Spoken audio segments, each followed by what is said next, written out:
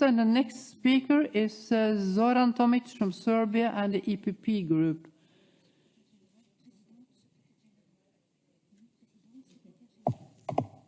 He's online, and yes, thank you, Madam Chairperson. Welcome. Take the chair.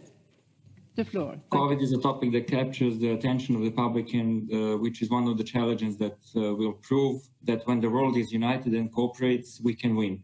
This is a major challenge for the health system of all countries, and unfortunately, not all countries are in the same position to pose this challenge. And that is why, and it is important that we cooperate between countries, and not only within the Council of Europe, but on the global level. And efforts to create and distribute vaccines around the world should primarily aim to help fight for the health of the people and not profit or geopolitical struggle. We are aware that this challenge has created numerous barriers, restricted movements of the people and the goods, and slowed down the world economies, and it changed our lives and created a new reality in which we have to live. That is why it is important that we cooperate with each other to exchange experience and knowledge, and to put people's interests before the politics. I take this opportunity to appeal once again to enable the recognition of all vaccines that have given results and are approved, and to enable the movement of the citizens who receive those vaccines to monitor together the results of these vaccines and give enough information and exchange it to help further development of the vaccines. In Serbia, we, led by the President Vučić, since the pandemic started, we emphasized on the fight against the COVID and gave the full support to the health system, which is why 3 COVID hospitals have been built in Serbia in just 4 months. We bought many respirators, medicaments, and have procured, and a large number of the doctors and nurses have been hired.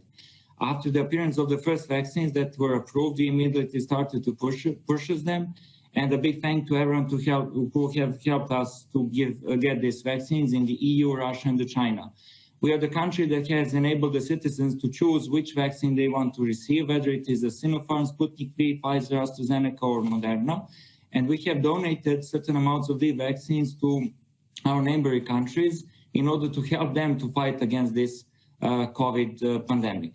Thanks to good cooperation with the Russian Federation, we started the production of the Sputnik V vaccine in Serbia, in order to provide a sufficient quantities of these vaccines to our citizens, but also to the citizens in the region. And also with the cooperation with China and the United Arab Emirates, we are constructing the factory that will produce Sinopharm vaccine to fight this really hard times against the COVID vaccine, because we are aware that the COVID has slowed down the process of transporting not only medicaments, but also the productions around the world. And I use this opportunity to appeal to everyone to support this resolution, which will encourage parliamentary discussion on the new measures, how to fight against the COVID, to exchange information, ideas, therapies, and other important things.